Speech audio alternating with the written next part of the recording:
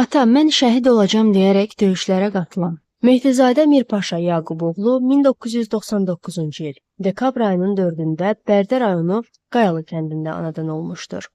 O 2000-ci ildə Əhliman Qasımov adına Qayalı kənd orta məktəbinin 1-ci sinifinə daxil olub. 2011-ci ildə həmin məktəbdən məzun olub. 2012-ci ildə Naxçıvan Muxtar Respublikasında yerləşən Ensalı hərbi hissəsində müddətli həqiqi hərbi xidmətə yollanıb. Hərbi xidmətini bitirdikdən sonra Mirpaşa Mehdisadənin vətənə olan sevgisi onu yenidən hərb sənətinə gətirir. O müddətdən artıq həqiqi hərbi xidmət hərbi qulluqçusu kimi yenidən orduya qayıdır. Mehdizadə 2-ci Qarabağ müharibəsində böyük şücaət göstərir.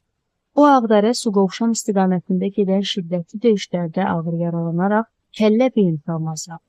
Bir müddət müalicədən sonra oktyabr ayının sonlarında yenidən döyüşlərə qatılır.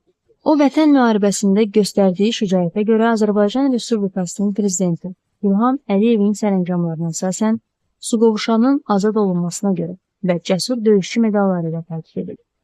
19 sentyabr 2023-cü il tarixində həyata keçirilmiş uğurlu lokal antiterror tədbirləri zamanı Ağdərə istiqamətində gedən döyüşlərdə qəhrəmancasına şəhid olub. Subay idi.